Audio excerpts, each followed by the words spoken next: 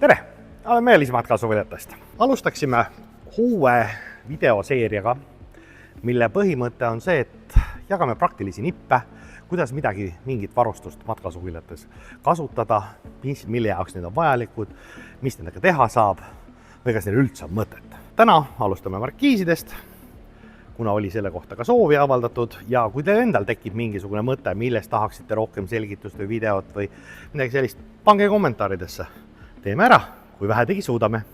Nii, vaatame nüüd markiisi. Markiisid on meil olemas autodel, aagistel väga palju küljes. Põhimõtteliselt on neil erinevaid tootjaid, aga kaks kõige suuremat vahet on seinamarkiis, katusemarkiis.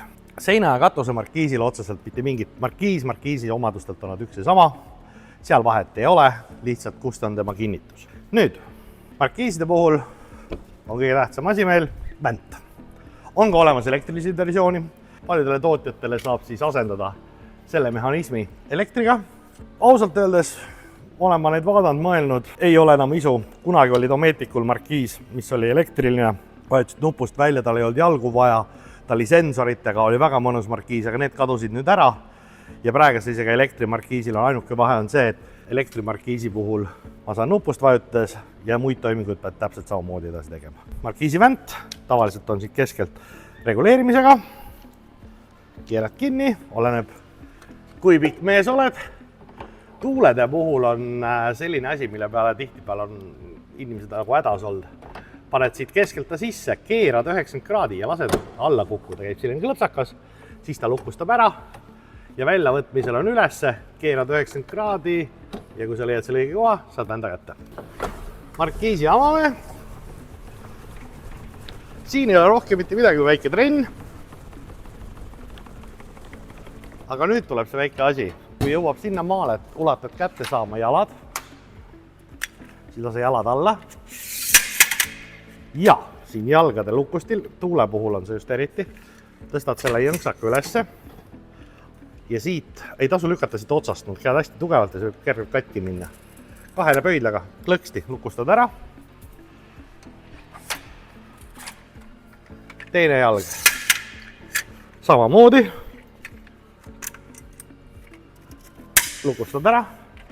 Nüüd ta jääb siia toetama. Keerad markiisi rohkem lahti. Mis on nüüd selle jalgade põhimõte on see, et ta ei suru neid liigendeid alla, tal on ikkagi toetuspind all. No, ma tavaliselt tõstan nad veel edasi, muidu nad kukuvad maha ja see toetusest ei ole kasu. Ehk selline käitumine markiisiga, just need jalgade edasi tõstmine, on teie enda markiisi tervisele tunduvalt kasulikum. Nüüd jõuab ta lõpuni lahti, siis ta vajub korra tagasi ja siis ta keerab natuke tagasi kangas pingul, jalad õigeks. Nüüd erinevatel markiisidel on erinevalt. Osadel käib see keskele, kutsutakse rafteriks, siuke pulk pikematel, et see kangas ei lopendaks, et ta niimoodi kokku ei suruks ennast. Tuulel on sellised lukustid, mis pannakse siia külge.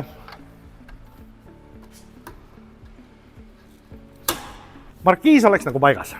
Tuleb jälgida seda, et siit alt läbi käia pead ära ei lööks. Kuid üks tähtis asi veel. Markiisi kasutatakse päiksevarjuna ja ka vihmavarjuna. Aga kui ta nüüd praegalt on siin auto kõrval mul, siis 90% olukorras siin on üks väga valesti tehtud asi. Mis see on? Esimene pool on madalam, tagumine pool on kõrgem. Vesi, kui nüüd see sajab, see jookseb mul kõik siia maha. Siin on mul sissetulek, mul tekib siia loik. Ehk peaks hoopis tegema, tõstad selle poole ülesse poole ja siit allapoole. Ja see kalle peaks olema ikkagi päris suur. Sest suurema vihma all see keskele võib tekkida päris korralik selline veekogus. Muidugi, kas see kalle nüüd kummale poole on, peab natuke jälgima ka maastikust, ega sellest ei ole kasu, kui me laseme kalde siia ja maa on täpselt siukse nurgal, et nagunii jookseb sinna. Et siis tuleb juba teisele poole lasta. Nii, vaatame nüüd, milliseid lisaasju peaksin kasutama veel markiiside juures. Mitte just neid seinu, muid päiksekatteid, privaatsuskatteid, mitte neid, vaid vaatame seda, kui markiis on lahti, ta on paigas teil, mida siis veel vaja läheb? On päris mitu tähtsat asja. Tormirihmad. Need on siis nurkadest kinni ja nende kõige põhilisem asi, mis need teeb heaks võrreldes igasuguste köörumarihmadega, pool meetrit pikkade vaiadega, on see, et siin on vedrud vahel, ta talub seda vibrat ja ei tõmba lahti. Ehk siis tuulele on tuule omad, Fiammo omad sobivad ka tuulele, need on niimoodi natuke ristkasutuses. Nüüd sealt edasi minnes, siin on kaasas sellised vaiad, mida saab maasse taguda. Isiklikult olen natuke laisem, olen läinud seda teed, kasutan pegisid, hästi lihivase pinna peal lasen selle akutrelliga sisse ja siia külge siis selle tormirihma. Pehmea pinnase jaoks, mis on muidu ütleb muru, võib ka kasutada selliseid lühemaid, on plastikuid, on metalli, spetsiaalne mitte alumiiniast, vaid metallist võti, millega siis saab neid kõiki sisse lasta. Ja on olemas veel eraldi spetsiaalsed jalakinnitus, markiisi jalakinnitused. Ehk kui neid nüüd kasutada, siis on oht tunduvalt väiksem, et see markiis tuulega üle käiks. Ja sellele lisavarustusele on olemas veel lisavarustust. Ehk haamer saab auku kaevata, väikest tunnitöölise oma, vardaid sisse lüüa.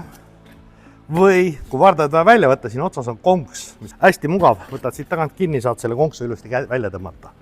Et ei pea neid vardaid niimoodi vaeva nägema kätte saamisel.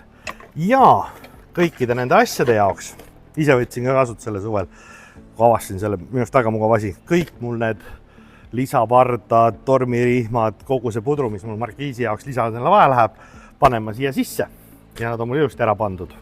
Nüüd on markiis meil kasutuses olnud, ära rautinud tema mõnusa kasutuse. Paneme nüüd kokku ka. Kindlasti need tormirihmad asjad maha. Järgmine asi, mida ei tohi tuulemarkiiside pole unustada, need lahti. Need lisakinnitused.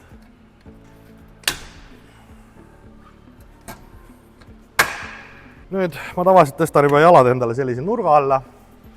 Kui on kehvem ilm ja tuult on ikka olemas ja markiisi vaja kokku pakkida, siis oleks hea, kui kahekesi teha, keegi hoiab siis seda kinni markiisi samal ajal. Nüüd keerame ta kokku. Nii, tõstame jalad jälle lähemale, et see pinge oleks ikkagi jalgade peal.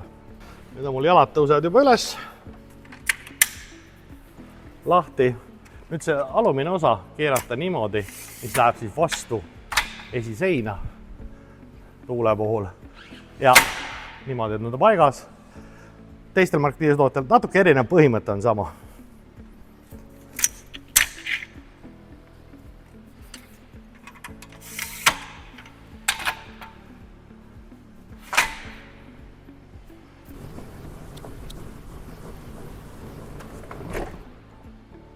Kinni, mitte ülemeeletu jõuga, vaid natuke tunned, et ära vaadata, ta on ilusti sees, üles keerame 90 kraadi ja niimoodi ta on.